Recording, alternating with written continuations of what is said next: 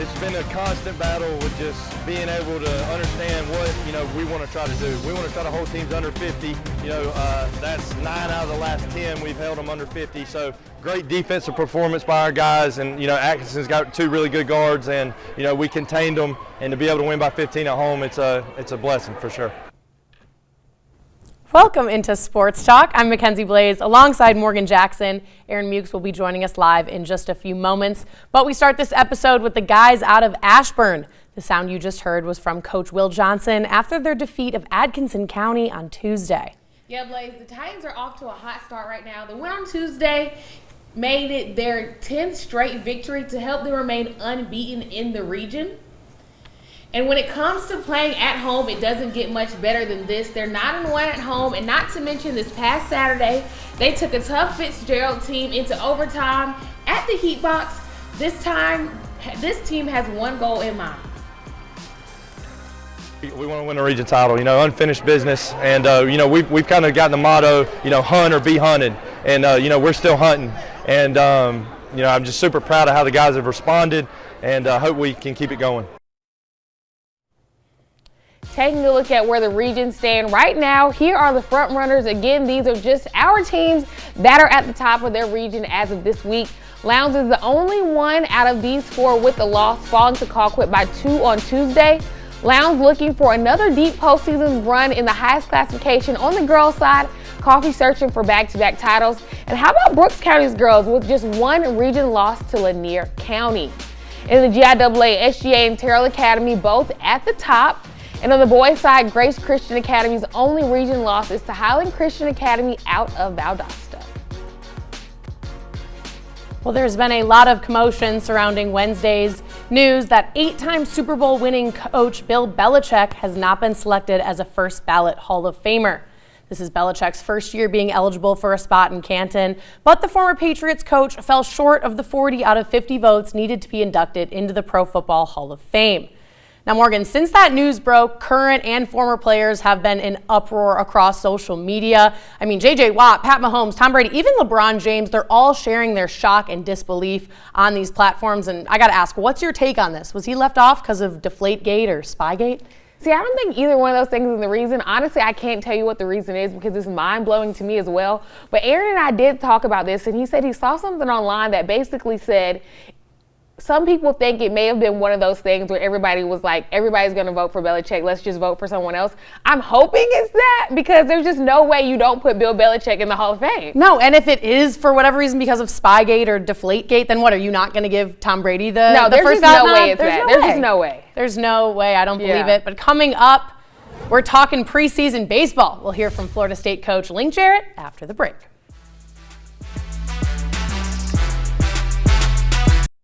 Well, college baseball season is coming up, and Morgan, I know in the spring you're more of a track girl, but I could not be more excited about this one. Yeah, Blaze, we know how much you love baseball, so these preseason rankings should get you even more excited. Baseball, America releasing their preseason top 25 this week. Some big expectations for the Yellow Jackets as they check in at number 4. Not far behind is Georgia at 6, and coming in at 12 are the Florida State Seminoles. Blaze, 3 of our teams cracking the top 15. I mean, it looks like we're going to be very busy this spring. And speaking of those Seminoles, Link Jarrett had a lot to say about his guys this season. Concerns I have at this point, this is an emotional team. I think the eagerness to compete and fight for a spot that they dream of, starting position or a spot in the batting order or a specific role that they think of, it does get heated, and there are some emotions that I see in practice that I have seen from other teams. I think that can be good. As I grow to learn more about the team and you start to have somebody else in the other dugout to compete against, I'll know more about the emotional firepower I do feel with these guys. Just this afternoon, the 2026 ACC Coaches Poll was released, and the Yellow Jackets are expected to be the conference's top team. Tech is coming off a 2025 ACC regular season championship and sit atop the preseason conference poll for the first time since 2004. The Yellow Jackets enter 2026 with the most preseason All-Americans in the nation, according to Perfect Game. Center fielder Drew Burris and catcher Vaughn Lackey receive first-team nods. Second baseman Jared Advincula notches second team, and utility guy Alex Hernandez grabs a third-team honor. This 26 season will be Coach James Ramsey's first season at the helm. He served as Tech's assistant coach for the past 7 seasons, coming in 2019. And it's safe to say the Yellow Jackets are in good hands. Ramsey has been in charge of Georgia Tech's offense for the past 7 years, and since, the Jackets are atop the ACC in 5 categories. Opening day for the NCAA Division I baseball is slated for February 13th, and Georgia Tech will be hosting Bowling Green for a 3-game series. I hit 1,000 points. Lee County's Kamaya Hutcherson is the most recent South Georgian to join the Elite 1K Point Club. Going into the Lady Trojans matchup against Houston County on Tuesday, Hutcherson needed 23 points to reach 1,000 points, and well, she did just that. While many hope to hit the 1K milestone, only a select few do it. And whether the goal is on or off the playing field, Hutcherson hopes that this advice will give help to someone looking to make their dreams a reality. Small things can lead up to a big thing. Working hard when people don't see you definitely can help you get to a point where you'll feel very accomplished and you'll have like a great joy of hitting that mark that you feel like you could have hit. And well, behind every good player, there's a good coach. And in Leesburg, it's a two-way street. They say iron sharpens iron, and as much as Coach Tondra Davis is getting the most out of her girls, they're bringing the best out of her as well. Day by day, we're continuing to get better, but it also, I will say that it's also helping me to be a better coach because I'm having to really get down dirty and deep with finding out things to help them and for them to understand so we can put it to practice on the court. She's found a pretty good mix when it comes to this group, leading them to a 7-1 region record while picking up her 250th win along the way. It just shows all the hard work, the late nights, the early mornings, because we have 6 a.m. practices, the summer training, all the continued things that we try to do to make each and every girl, individually better so we can come out here and be a success. It's great to have the wins, but I think ultimately for me it's just more about the continued growth of each girl. But it was great to do it with them. Coach Davis and her girls are hoping the milestones don't stop there. They're on the hunt for their first region title since 2010. And this has been one of the busiest off seasons in the high school football world, but with spring ball right around the corner, the coaching carousel is slowing down. Cook County has its next head coach. The Hornets officially promoted safeties coach Cornelius Pig Brown to lead the program following board approval that passed Wednesday morning in Adel. Brown replaces Byron Slack, who led the Cook Hornets the past 4 seasons. This is Brown's first time leading a team. He previously served as co-head coach of the Nebraska Danger in the Indoor Football League. He is also a Cook High graduate. The Eagles announcing in the last few hours that they have found their new head coach. Kareem Hess will lead Mitchell County in 2026 after spending the last 2 seasons as head coach of Montgomery County. During that time, he had a 4-16 record. Prior to that, he spent time on the staffs at Turner County and Tift County. Hess is a Tift County and Albany State grad. With those 2 hires, that leaves just 1 team on the board looking for their guy. It was announced today that former Monroe head coach Lacey Herring is going back home to Douglas and will now serve as Coffee's running backs coach. Albany State football released their 2026 schedule this week. Only 3 home games this season, so we'll have to wait until late September to see the Rams on that beautiful blue turf. Then Lane for homecoming and Benedict for senior day. But they start the David Bowser era down in Tally, taking on Coach Gray and the Rattlers. And then the following week, they'll travel to Ohio for the Black College Hall of Fame Classic.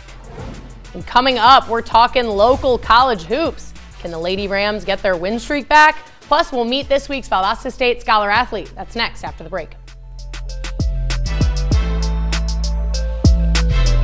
Well, Blaze, you said it yourself on Sunday. The Avengers are almost assembled in Flowery Branch. Things are coming together for the Falcons. New head coach Kevin Stefanski has his staff all set. We got Matt Ryan as president of football. And all we're missing is a GM. Atlanta interviewed their 2 finalists this afternoon, Bears assistant GM Ian Cunningham and Texans assistant GM James Lieberth. Well, the Atlanta Falcons found their guy, and now other teams are starting to fill their vacancies in leadership as well. The Ravens have hired Chargers defensive coordinator Jesse Minter. Bills promote offensive coordinator Joe Brady to run the show. Browns are hiring Ravens offensive coordinator Todd Monken. Miami poached Green Bay's defensive coordinator Jeff Hafley. Giants got their top pick in John Harbaugh. Steelers hire Mike McCarthy, and the Titans grab Robert Saleh from San Fran. Now on to some college hoops. Conference play is in full swing. Bulldogs lost an OT heartbreaker to the Vols. Georgia moves to 4-4 in the SEC. The Seminoles needed this dub bad. They topped the Bears 63-61 to move to 2-16 in the ACC, putting them in dead last. Over to the ladies, we got some good hoops going down right now. Top 25 matchup tipped off at 6:30 as Bama takes on the Dogs in Athens. And at half, the Tide leads 31-28. And the Yellow Jackets are in chilly New York, taking on Syracuse Orange. And this one's in the third, and Syracuse has the steady lead. Blaze, I know we're in the thick of high school basketball season, but I believe there's one more important thing going on right now, and that is high school wrestling. Yes, ma'am. Tomorrow, GHSA Wrestling Regionals kick off. Several schools are hosting regions, and I'll be down in Cairo covering the tournament where Westover, Cairo, Bainbridge, Monroe, and Doherty, all of our teams, are fighting for a trip to sectionals. That sounds fun. And here in the Good Life City, the Albany State Golden Rams had a nice 7-game win streak going until a 30-plus point loss against Miles College. Since then, they've lost 2 out of the last 3, most recently losing at Fort Valley by just 5 points. But they had a big game tonight right here in the 229. This one just wrapped up, and it's another tough loss for the Lady Rams. They now have a 3-game losing streak, but ASU looking to turn it around for homecoming this Saturday as they host Fort Valley. With that loss, let's take a look at the current SIAC East standings.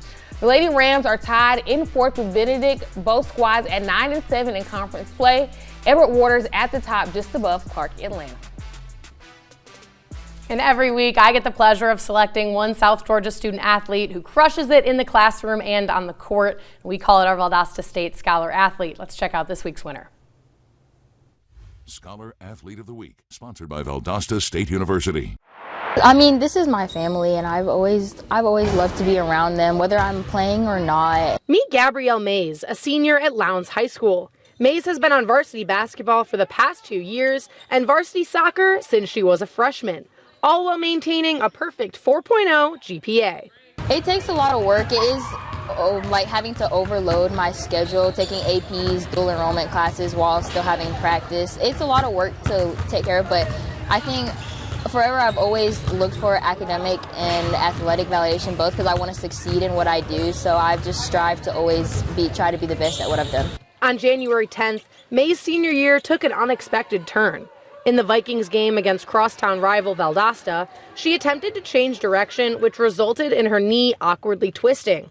A few days later, doctors confirmed the point guard had torn her ACL, ending her senior season immediately. I was devastated about it, obviously. I tried to hold my emotions together while I was talking to the doctor. I mean, when I left, I did kind of break down for a minute, but yeah, it was a sad moment. Most high school athletes are aware of when their last game might be, but for Mays, she had no warning that this would be her last time donning a Vikings uniform. But the senior is trying to make the best of it, stepping into a new leadership role, this time from the sidelines. Our coaches actually talk about that a lot, how they can't physically be the ones out there for us to play. So now that I'm on the sidelines trying to help the team out, I'm just giving them words of encouragement while also telling them where we need to fix errors and do the right things so we can continue to win games. While the next few months will be a battle for this student athlete, the past 3.5 years of hard work in the classroom will pay off greatly. In the fall, Mays is headed to Georgia Tech, where she plans to get a degree in business administration and hopefully land a job in sports after graduating. Well, I went on a campus visit there over the summer, and when I was touring the school, I love the environment of it, and I've always wanted to go to somewhere in the city. I didn't want to be like in a small town. And I loved how it's still in Atlanta while being its own space. I just really love the environment that they have. Gabrielle will be undergoing knee surgery in 2 weeks. She tells me that she's excited to get it over with and start the recovery process.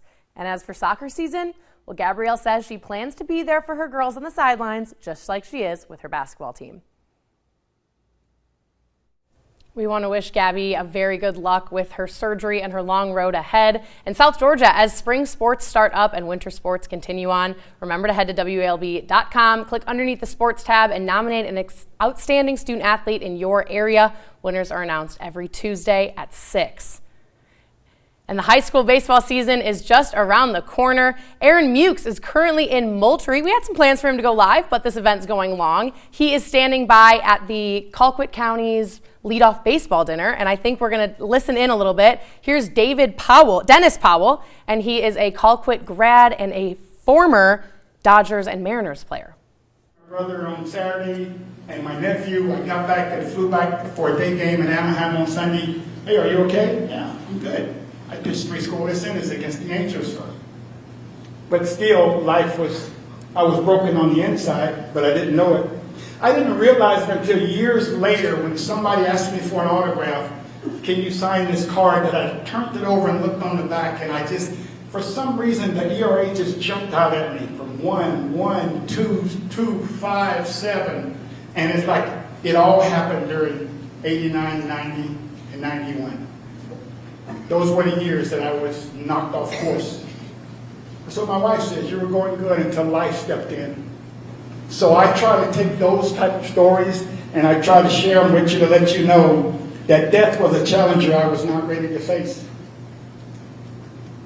Don't devalue your support system.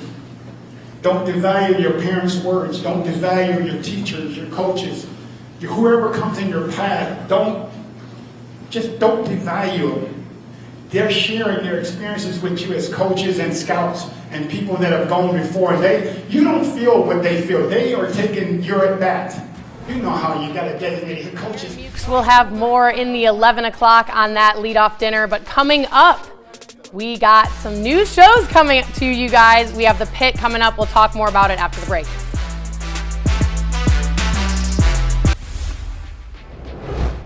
PGA Tour kicked off last week with the American Express, and to no one's surprise, Scottie Scheffler took it all home.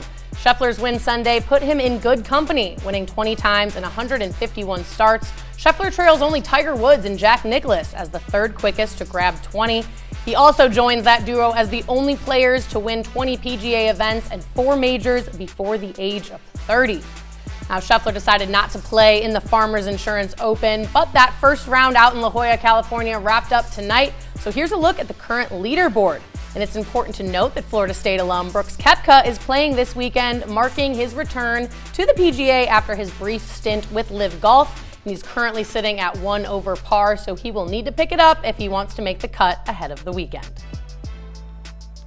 The first ever Florida State women's lacrosse season is just 1 week away. The Lady Noles are set to host Stetson in the program's inaugural game. It's all going down February 7th at Florida State's brand new lacrosse-only stadium. Game time is at 1 o'clock p.m. And coming up at 8, the Hawks at home against the Rockets. Last night, Atlanta defeated the Celtics and will be right back at it tonight, chasing their 5th win in a row. The Rockets are currently 4th in the West, 10 games behind the Thunder in 1st. Welcome in, everyone, and thank you for joining our first edition of The Pit. In case you missed it, Georgia's newest sports show, The Pit, made its debut this week. This is a digital-only sports show featuring WALB sports director Aaron Mukes as the host, alongside myself, Mackenzie Blaze, and James Irvin. You can watch The Pit stream live on the WALB News app on Mondays at 7:30 p.m. You can also watch it on demand on any of the news streaming apps, including Roku, Amazon Fire, and Apple TV. It's where you can get real discussion and debate of Georgia sports, news, and issues. Super Bowl 60 is going down on February 8th. Morgan, Patriots, Seahawks, who are you taking in this one? As much as I like the Patriots and I like Coach Vrabel, I gotta go with the Seahawks. Really? I'm gonna take the Patriots. They got some good Gamecocks there. I just gotta go with what I know. Okay, I'm gonna go Patriots. I love Drake May. I love the young guys, you know, some fresh faces in the league. And not only do we have the Super Bowl on deck, but the 2026 Winter Olympics are starting February 6th.